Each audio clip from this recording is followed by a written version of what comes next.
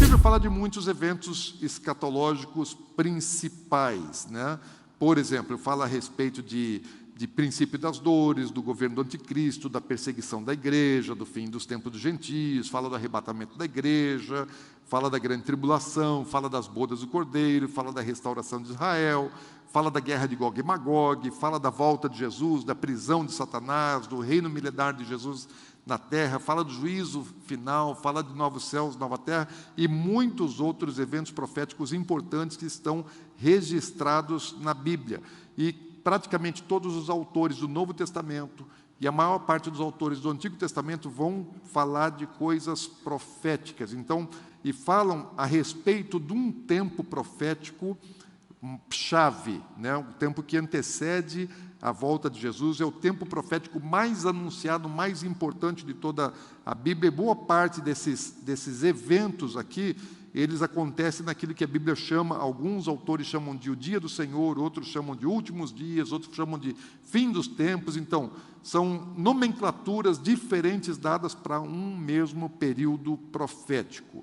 E nesse seminário a gente vai abordar alguma dessas profecias, e especialmente desse tempo, desse período profético do fim. E o cumprimento de cada um desses eventos, né? Mencionei aqui, são eventos, normalmente eles são sinalizados. A Bíblia fala sobre uma profecia, um evento profético, vamos chamar uma profecia de um evento profético, e ela fala sobre sinais que apontam para esse evento profético. E também, muitas profecias já falam a respeito do cenário. O cenário é o palco onde o evento profético acontece, onde a profecia se cumpre. Então, existem sinais que apontam, existe o cenário, o palco, né?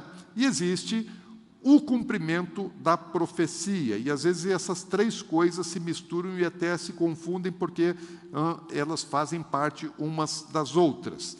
E, então, o que nós precisamos no estudo da profecia, discernir o que é um sinal profético, o que é um cenário profético e o que é um evento profético, ou seja, o cumprimento da profecia central.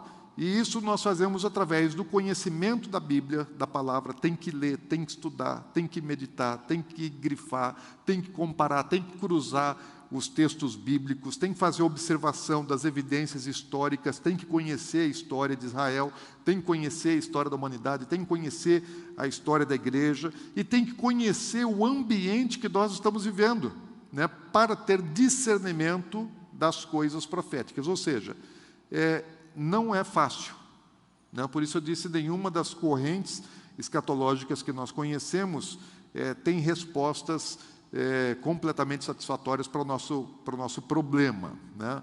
Agora, a primeira lição, então, do nosso seminário vai ser a respeito dos sinais proféticos. Hoje nós vamos falar somente a respeito desse tema, sinais proféticos. Amanhã a gente fala a respeito de cenários, depois nós vamos falar a respeito de eventos e dos principais sinais e cenários nós vamos deixar para o último dia.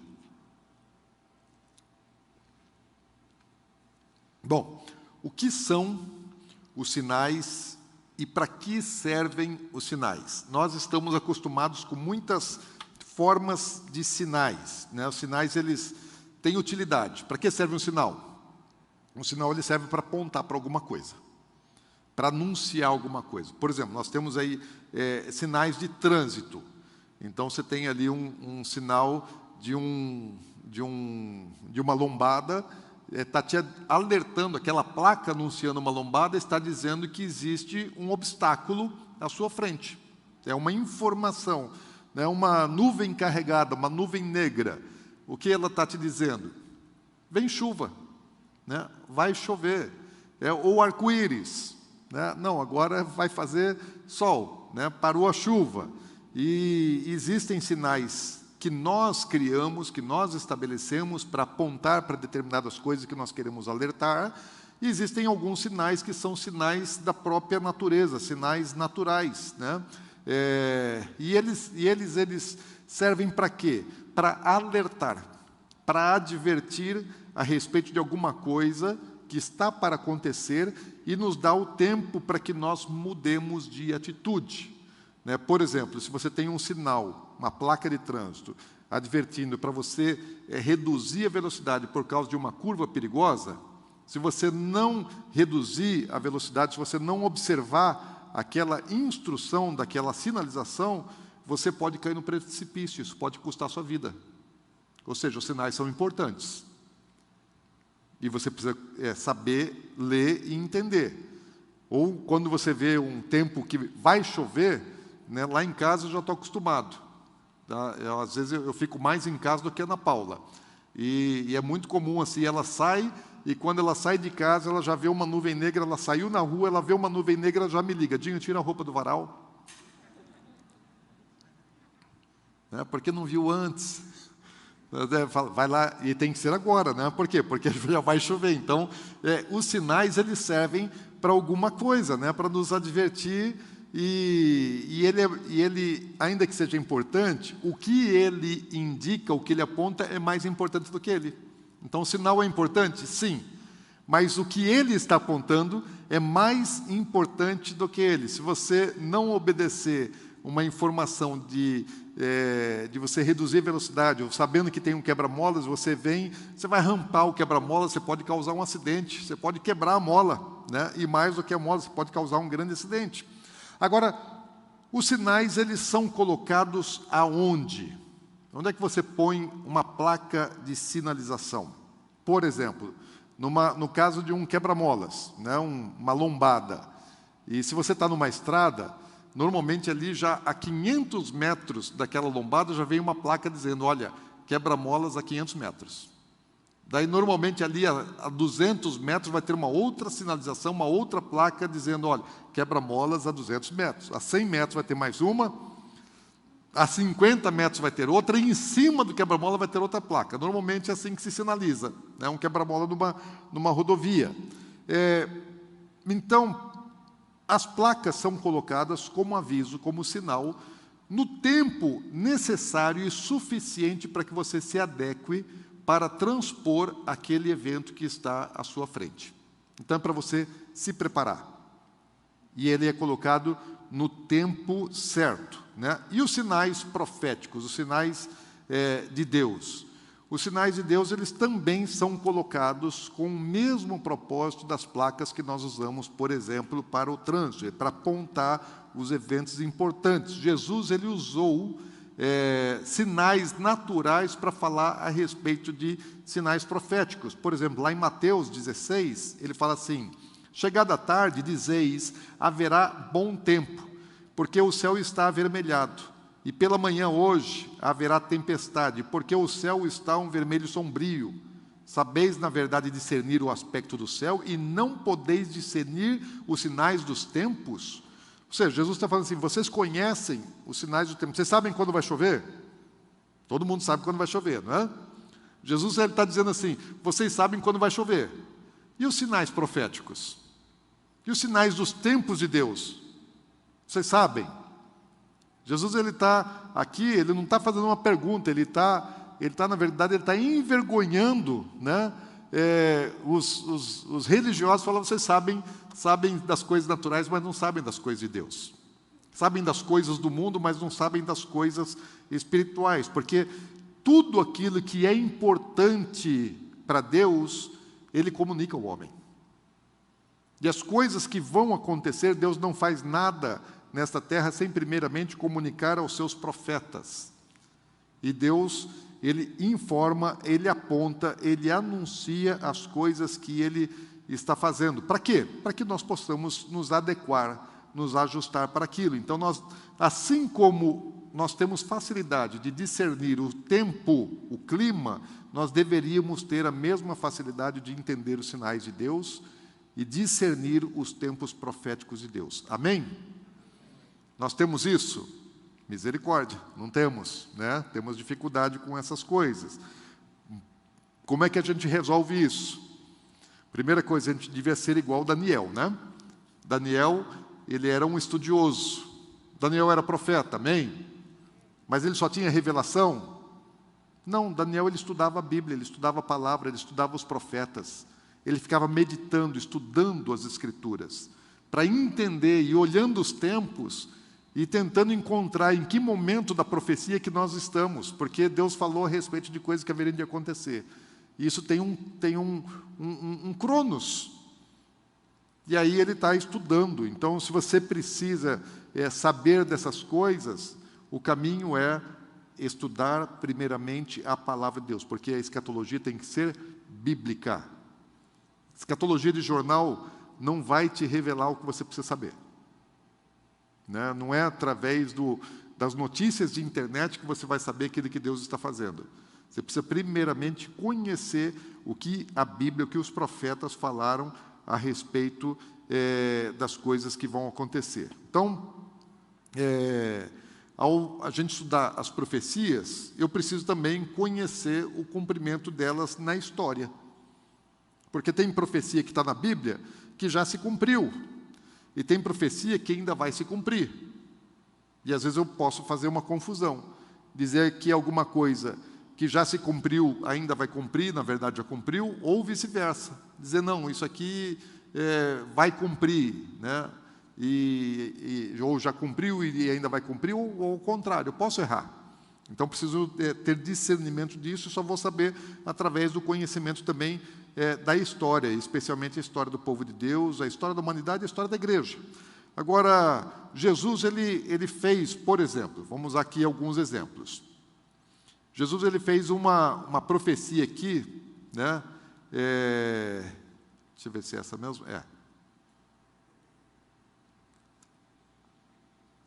Em Mateus, capítulo 24, Jesus está falando sobre o sermão profético.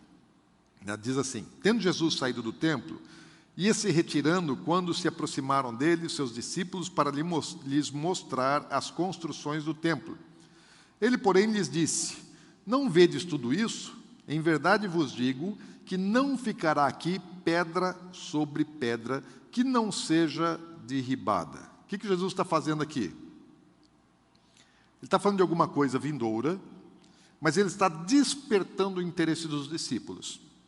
Os discípulos mostram para Jesus a grande construção do templo de Jerusalém. E Jesus fala aquilo que vai acontecer com o templo. Ou seja, Jesus ele fala, tem alguma coisa que vocês ainda não sabem. E vocês precisam saber. Então, primeira coisa, Jesus ele despertou a curiosidade nos discípulos, que ficaram pensativos com aquilo que Jesus disse. Eles refletiram por um tempo, eles não foram precipitados, esperaram porque eles estavam saindo de Jerusalém, voltando para Betânia, eles iam atravessar o Monte das Oliveiras, e aí eles esperaram chegar um momento ali no Monte das Oliveiras, e quando eles pararam para um breve descanso, e aliás eles não estavam cansados assim, porque o Monte das Oliveiras é logo depois ali do templo, é bem pertinho, só descer um vale na subida. Eu creio que Jesus ele parou junto à figueira, que no caminho da vinda, ele teve fome de manhã, quando Jesus ele sai de Betânia e vai para Jerusalém, ele atravessa o Monte das Oliveiras, tendo fome, ele para junto a um pé de figo, uma figueira, e procurou fruto, e não tinha fruto. Isso é uma outra questão da escatologia, a gente fala isso depois quando falar de Israel. E aí ele seca aquele pé da figueira, e quando eles voltam pelo mesmo caminho, o caminho da ida e o caminho da volta, é o mesmo trajeto.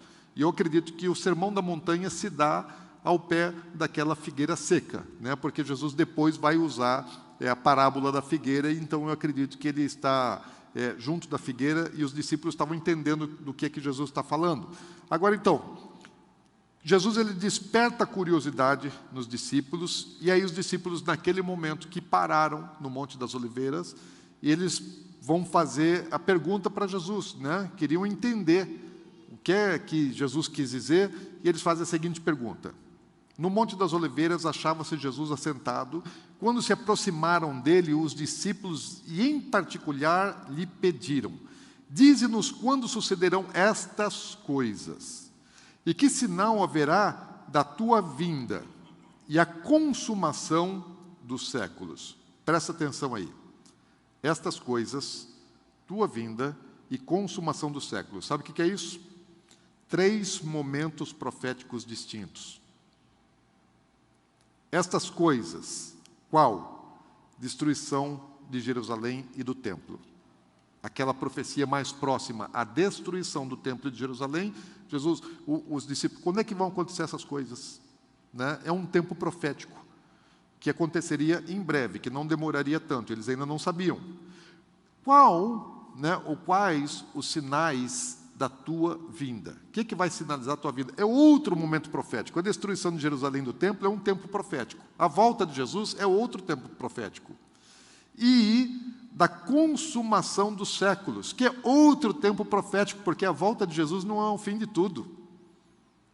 A volta de Jesus vai dar início a um novo tempo, a uma nova fase, a um novo tempo profético. Começa com o milênio, mas depois o fim, a consumação de todas as coisas, é aquilo que vai acontecer lá no final. A consumação dos séculos é o fim de todas as coisas. Então, 3 tempos proféticos distintos. Então, quando você lê o sermão profético de Jesus, você tem que ter em mente que ele está respondendo a pergunta dos discípulos sobre 3 momentos distintos, ou seja, ele não está falando de um único tempo. São 3 tempos. Então, parte daquilo que Jesus disse no sermão fez parte do tempo da destruição do templo de Jerusalém, da invasão do general Tito em Jerusalém. Parte do que Jesus fala no seu sermão é a respeito da sua volta, a maior parte fala a respeito desse tempo, e parte ele fala da consumação dos séculos, que é ainda lá para o tempo final. Então, Jesus ele responde os questionamentos. Só que quando Jesus ele começa a responder, ele não responde na ordem que os discípulos perguntaram. Jesus não está preocupado em colocar as coisas em ordem. Aliás, a literatura hebraica não tem essa preocupação de colocar as coisas em ordem. Então, você pega um profeta e ele vai escrever num capítulo, ele está dizendo a respeito de um negócio que vai acontecer aqui, daí no outro capítulo ele vai dizer de um outro negócio que vai acontecer aqui, daí no outro que vai acontecer lá. Ele não está preocupado. A literatura hebraica não tem esse tipo de preocupação que normalmente nós temos, né, do tempo das coisas. Eles falam sobre a realização, sobre os eventos, mas não coordena isso cronologicamente, pelo menos não nem sempre. Agora, o que é que Jesus ele vai falar? Primeiro ele começa respondendo não sobre a destruição de Jerusalém, mas ele fala primeiro sobre coisas, sinais sobre a vinda dele. Né? E quais os sinais que ele vai mencionar? Fala assim, olha, versículos 4 e 5, fala, e ele respondeu, vede que ninguém vos engane. Porque virão muitos em meu nome, dizendo, eu sou o Cristo, e enganarão a muitos. Ou seja, um sinal. Isso aí não é a profecia, ok? Qual é a profecia? É a volta de Jesus. Então, o evento profético do qual ele está falando, que ele está respondendo, é da volta dele. Agora, ele está falando, então, dos sinais. Então, ele dá um sinal. Fala assim, vão vir falsos messias. Gente, os séculos 19 e 20 foram os 2 séculos dos falsos messias. O que apareceu de falso messias, se dizendo Cristo, a reencarnação de Jesus, e um monte de gente que acabou arrastando após si milhares e até milhões de seguidores, é um número assim, absurdo. Eu fui pesquisar e achei algumas dezenas de líderes que se intitularam o Cristo, a reencarnação de Jesus, ou o Messias em outras religiões, né? Porque as outras religiões também têm as profecias a respeito dos seus Messias. E até falso Cristo no Brasil tem, né, gente? Até o Brasil produziu aí o Henrique Cristo, né? Quem já viu o Henrique Cristo? Vocês sabem que é o Henrique Cristo, né? Então, já vimos, né, se tornou uma figurinha aí carimbada na mídia, inclusive, muitos programas de televisão já apareceu em muitas notícias, né? E ele ainda continua por aí, está vivo ainda, né, até onde eu sei, e continua na mídia de vez em quando aparecendo e tem os seus seguidores, né, que acreditam nele. Mas, assim como ele, muitos outros, e alguns até causaram assim danos enormes, né, como o Jim Jones. Quem é do tempo aí do Jim Jones? Pastor Moisés levantou a mão, lógico, com certeza, né? Jim Jones, ele era primeiro um líder evangélico cristão, né? Depois ele se auto-intitulou o Messias, a reencarnação de Jesus, e levou um monte de gente a um suicídio coletivo. E assim, não, ele não foi o único, outros fizeram o mesmo tipo de movimento que ele. Agora, Jesus fala, esse é um sinal. Ele não fica somente nesse, ele fala, tem mais sinais. Um deles é rumores de guerra. Né? Guerras e rumores de guerra. Fala lá. E certamente ouvireis falar de guerras e rumores de guerras. Vede, não vos assusteis, porque é necessário assim acontecer, mas ainda não é o fim. No século passado, eu falei que nos séculos 19 e 20 foram os séculos que a profecia dos falsos messias se cumpriu assim vastamente. Não precisa mais, gente. Está cumprido. Sinal. Isso é um sinal que vem antes, apontando o tempo. Aí, guerras e rumores de guerra. O que nós vimos no século passado? Nós vimos a Primeira Guerra Mundial, né, que foi 1914 a 1918. Antes disso, nunca tinha havido na história da humanidade uma guerra de âmbito mundial envolvendo as nações da Terra, ou grande parte das nações da Terra. Normalmente era uma nação contra outra nação, ou um grupo menor de nações que se uniam para guerrear com outro grupo ou com outra nação. Mas guerra mundial só no século passado. E tivemos duas. A primeira, de 1914 a 18, e depois a segunda, de 1939 a 1945. Quando acaba a Segunda Guerra Mundial, o que começa? Em 1947 começa a Guerra Fria. Quem é do tempo da Guerra Fria, ela durou até 1989 aproximadamente. O que era isso? Era o rumor de guerra. Todo dia, eu lembro que quando meu pai ligava a televisão para ver o noticiário, todo dia tinha notícia de rumor de guerra. O perigo de uma guerra nuclear entre Estados Unidos e Rússia. Muitos filmes foram produzidos a respeito disso, né? Cuba sendo uma base de instalação de ogivas nucleares da Rússia, Estados Unidos, quando eles multiplicaram os seus armamentos, submarinos, navios, bombardeiros, porque assim, o rumor, o risco da guerra, da Terceira Guerra, era iminente. A qualquer momento poderia detonar uma guerra mundial. Uma Terceira Guerra Mundial, uma guerra nuclear. Hoje, agora, nesses dias, nós estamos vivendo um tempo de rumor de guerra, de novo, né? Que é a Rússia lá com ameaça de invasão da Ucrânia, está retirando as tropas, mas isso não é absolutamente confiável, né?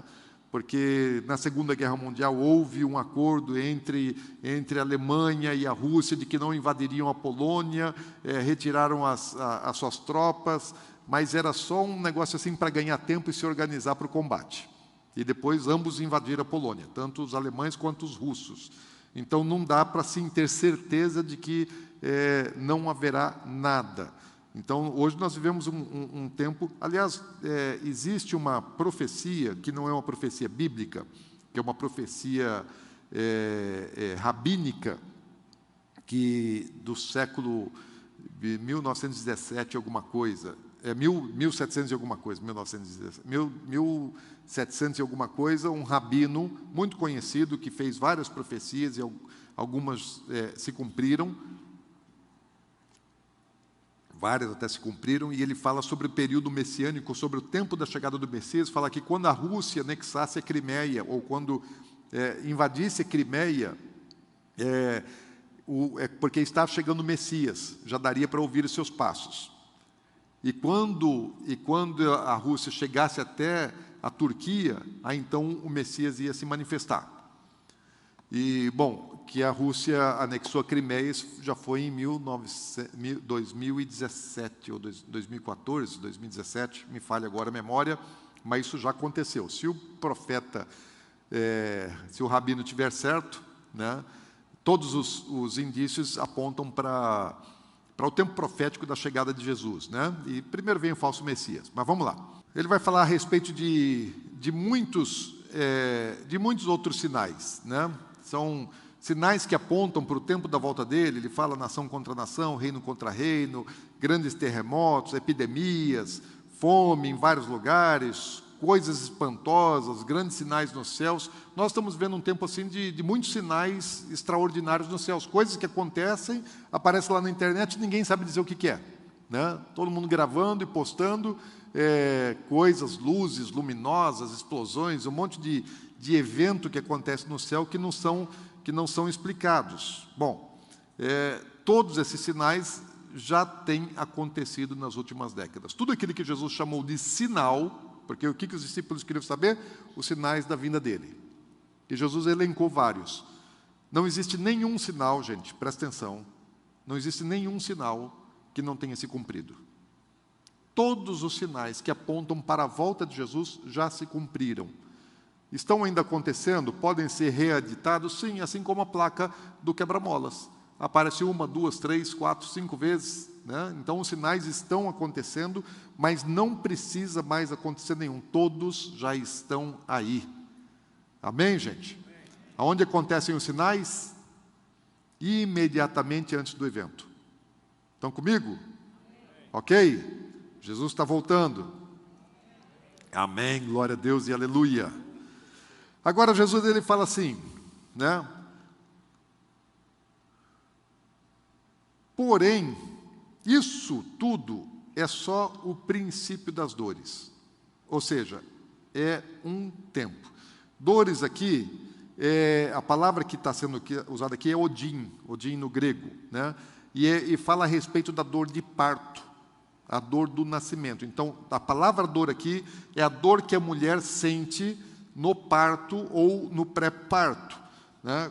E Paulo, quando ele vai falar a respeito do tempo profético da volta de Jesus, ele também diz assim: quando andarem dizendo paz e segurança, eis que lhes sobrevirá repentina destruição, como vêm as dores do parto, Odin novamente, aqui está para dar à luz, e de nenhum modo escaparão. Ou seja, há uma simbologia em relação às últimas coisas com os últimos dias de uma gestação. E o que acontece nos últimos dias de uma gestação? A mulher primeiro ela vai ter o princípio das dores, que são as primeiras contrações, mas ainda não é a dor mais forte. Depois vem a dor de parto mesmo, que é a dor mais forte. Então, os últimos dias eles são tratados assim como um período de gestação, e os eventos dos últimos dias que Jesus sinalizou aqui, fala, os sinais são só as primeiras contrações. É só o princípio das dores. Aquilo que vai doer mais ainda está por vir. E segundo, assim, tudo aquilo que nós estamos vendo, né, tanto dos sinais como do nosso ambiente, existem evidências claríssimas de que o princípio das dores, né, se ainda não acabaram, nós estamos nele, com certeza.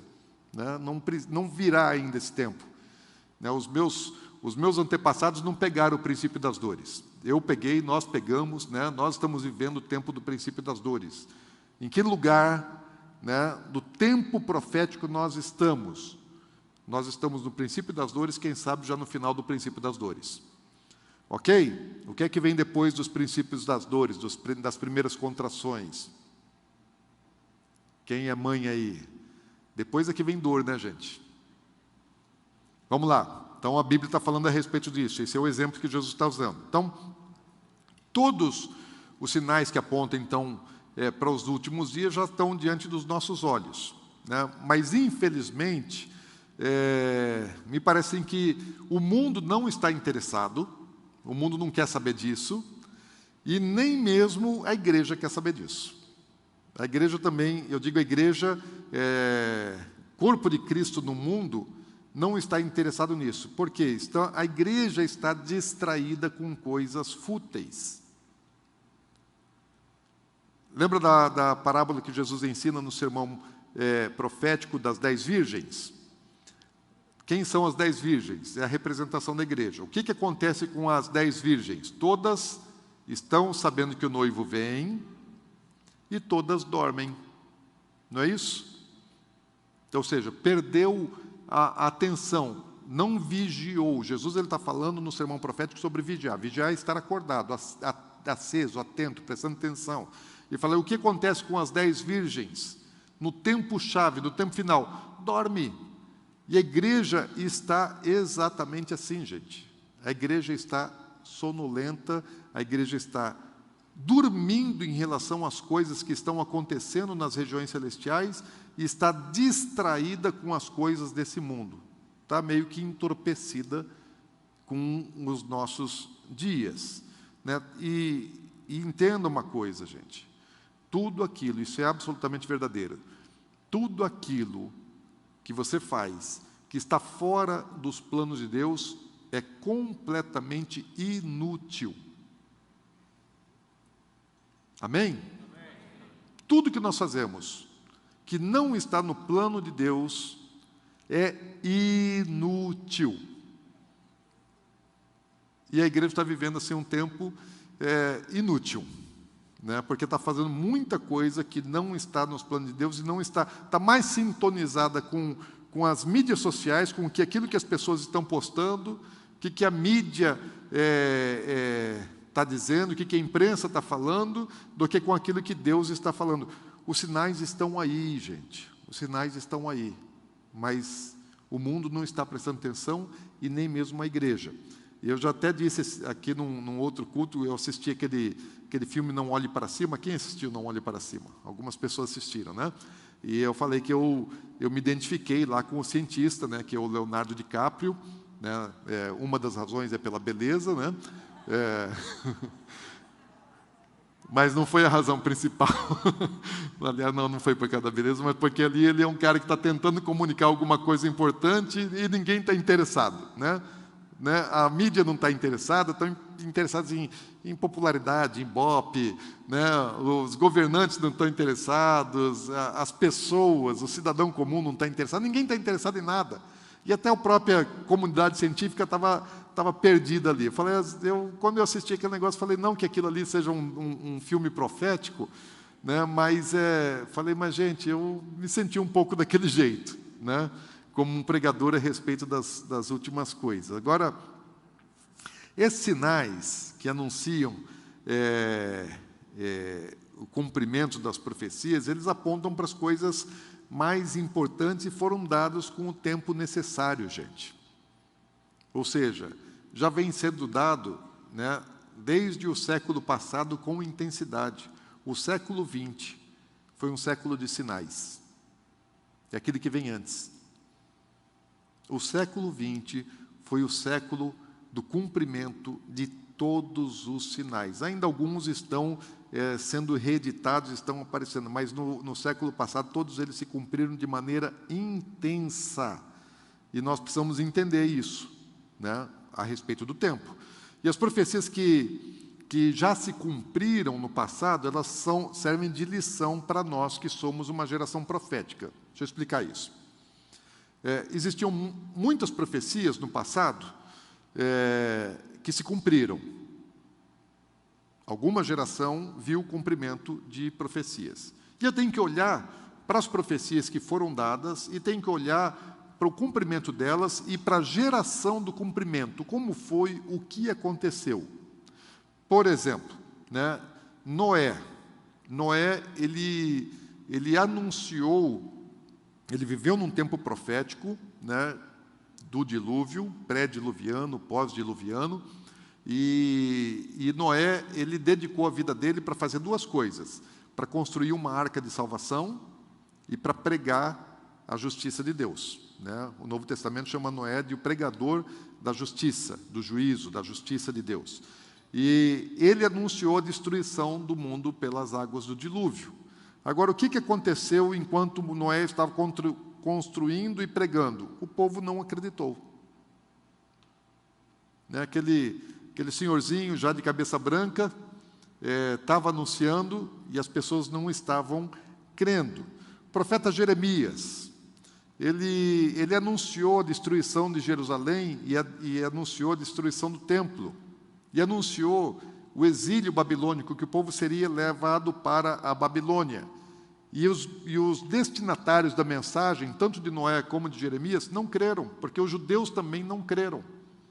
E os profetas da época não creram. Jeremias era um homem de Deus, profeta iluminado por Deus, e eles não creram nas profecias que Jeremias estava falando. Quando Jesus ele esteve no mundo, ele também falou a respeito da destruição do templo. né? Quer ver? Lá em Lucas 21, nós vimos isso lá em Mateus, mas vamos ver, nós vemos os primeiros capítulos de Mateus, vamos ver em Lucas 21, que é o sermão profético. Versículo 5 diz assim: falava alguns a respeito do templo, como estava ornado de belas pedras e de dádivas. Então disse Jesus: vedes estas coisas? Dias virão em que não ficará pedra sobre pedra, que não seja derribada. Perguntaram-lhe: mestre, quando sucederá isto? Que lá em Mateus fala quando serão essas coisas. Então, quando eles estão perguntando sobre quando é que vai acontecer, falando a respeito da destruição do templo. Então, Jesus ele vai responder a pergunta dos discípulos. Assim como fala a respeito dos sinais da sua vinda, que nós já vimos aqui, ele vai responder também a respeito da destruição do templo. Vai lá no versículo 20, porque Jesus não está preocupado em fazer organização. Versículo 20, ele diz assim: quando virdes Jerusalém sitiada de exércitos, sabei que está próxima a sua devastação. Então os que estiverem na Judeia, fujam para os montes. Os que se encontrarem dentro da cidade, retirem-se. E os que estiverem nos campos, não entrem nela. Vamos entender aqui a construção profética de Jesus. Ele anuncia a destruição do templo, os discípulos perguntam quando que isso vai acontecer, e aí ele vai responder como. Ele fala assim, quando virdes a cidade cercada, né, sitiada de exércitos, o que é isso? Sinal.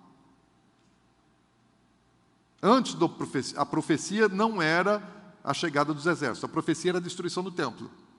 Mas antes que o templo seja destruído, né, as legiões romanas iam começar a chegar e montar acampamento ao redor de Jerusalém.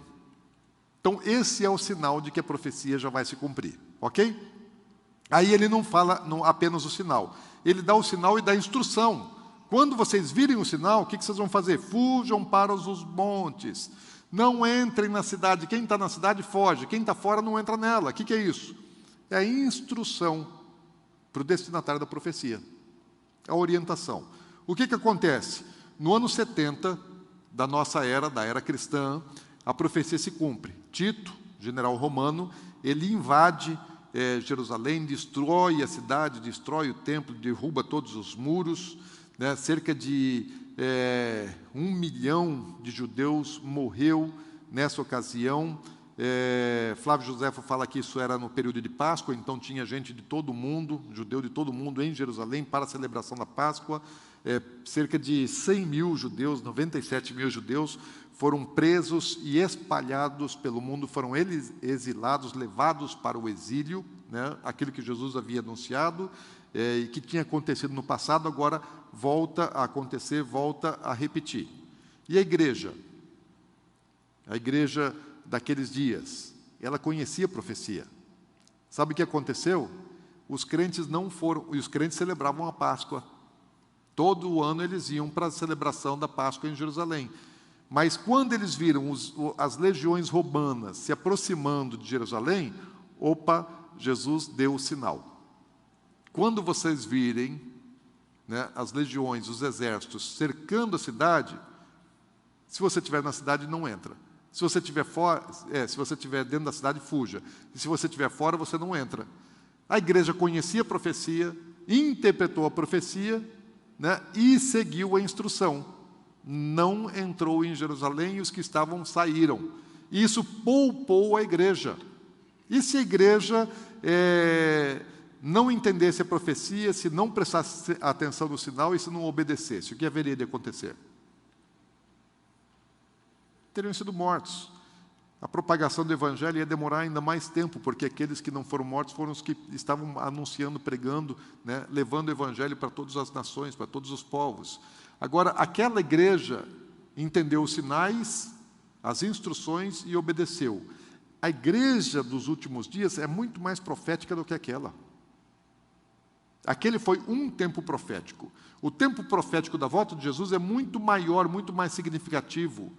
Então, os crentes desse segundo tempo profético que Jesus anuncia, no sermão, são mais importantes. Então, essas profecias são para a gente, nós precisamos entender. O que aconteceu naquele tempo, né? No versículo 21 ainda, versículo 24 diz assim: cairão a fio da espada e serão levados cativos para todas as nações, até que os tempos dos gentios se completem. Jerusalém será pisada por eles. O que está acontecendo aqui? Aquela profecia, quando se cumpre, ela fecha um tempo profético. Jesus não está falando de 3 tempos? Do tempo da destruição, da volta dele e da consumação dos séculos. Quando o povo de Israel foi levado cativo, foi levado para o exílio, encerrou um tempo profético para Israel. Fechou um ciclo, houve um desfecho de um tempo. Jesus fala assim: e Jerusalém será pisada pelos gentios. Então, serem levados cativos é encerramento de um tempo. Daí ele fala assim: e Jerusalém será pisada pelos gentios. Começa um novo tempo. Então, ali há uma interrupção, uma transição entre ciclos proféticos. Então, a Jerusalém passa a ser pisada pelos gentios. Então, a destruição do templo deu início ao tempo da graça, gente. Assim, para todas as nações. Na verdade, o tempo da graça começa com a descida do Espírito Santo. Mas o ciclo profético, que se fecha para Israel e começa um novo tempo, o tempo dos gentios, se dá com a destruição do templo. E eles foram espalhados desde do ano 70 da era cristã, e Israel ficou sem ser nação organizada até 1948, ou seja, quase 19 séculos, sem ser um povo com uma nação, com uma pátria, com uma terra. Agora, encerrou um tempo profético para Israel na destruição do templo e começou um tempo para os gentios. Só que Jesus está dizendo o seguinte: esse tempo dos gentios vai encerrar. Também tem tempo para acabar. Paulo também vai falar a respeito disso, porque Jesus fala que Jerusalém será pisada até, até que se completem, o tempo dos gentios. Aí Paulo, ele vai dizer assim: porque não quero, irmãos, que ignoreis este mistério, para que não sejais presumidos em vós mesmos, que veio o endurecimento em parte a Israel, até que haja entrada à plenitude dos gentios. O que é essa palavra plenitude? Ela, no grego aqui, ela é pleroma, e ela significa o seguinte, aqui, encher a medida. O que é encher a medida? É quando o último grão de areia, de uma ampulheta, exemplificando, cai e preenche a parte de baixo, ou preencheu o nível, full, encheu o tanque, completou, não tem mais o que fazer, acabou. E a pleroma é a mesma raiz da palavra que Jesus usou. Quando Jesus ele fala assim, até que se completem, ele usou plerou. Então é a mesma raiz, está falando a mesma coisa que Jesus disse lá em Lucas capítulo 21. Ou seja, o tempo dos gentios começa na destruição do templo, mas ele tem um termo final. Vai acabar. E sabe de uma coisa? Vai acabar antes da volta de Jesus. Os sinais da volta de Jesus já aconteceram. Estão comigo? Só que antes que Jesus volte, o tempo dos gentios vai se encerrar. E os sinais são colocados próximo do evento, que é posterior ao encerramento do tempo dos gentios. Estão entendendo, gente? Então, se a gente está pensando aqui que nós vamos, que a igreja e que os gentios vão permanecer aí firmes, no comando da liderança espiritual do mundo até a volta de Jesus, não é bíblico.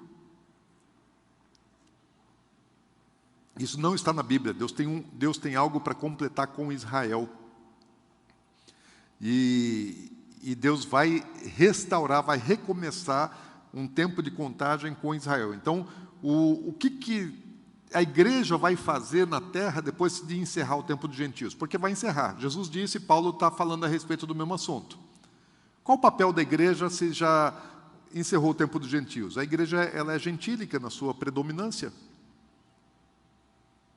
Perde, me parece, a função nessa terra, não é? Bom, eu não conheço a explicação de todas as correntes escatológicas, mas eu acredito que a maior parte delas tem dificuldade em explicar o tempo de encerramento dos gentios, né? Talvez os pré-tribulacionistas, né, passem mais fácil nesse assunto, falam, não, o arrebatamento da igreja resolve o problema. Ok, pode ser, né? Talvez isso aconteça, né, com o arrebatamento da igreja.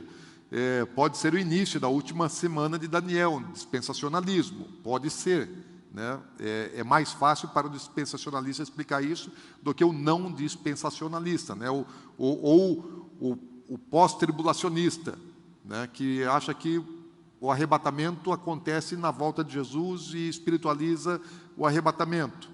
E leva o tempo dos gentios até a volta de Jesus, ou seja, não há encerramento de tempo de gentio. É meio complicado, né? Mas eu não sei exatamente como é que eles tentam explicar isso, mas eu acho que vão ter muita dificuldade para explicar por causa da sua crença, e especialmente aqueles da igreja gloriosa, triunfalista, né? Que vai estabelecer o reino na terra. Então, esses têm muita dificuldade mesmo para explicar um monte de textos bíblicos. Tem que pegar alguns textos e fazer assim, ó, vou jogar fora esse porque não me servem, né? Não vão caber dentro do meu painel, do meu panorama. Mas vamos lá. Por isso que eu disse assim, que nós não podemos afirmar com certeza aquilo que a Bíblia não diz com clareza. Então, eu não tenho certeza a respeito desses assuntos.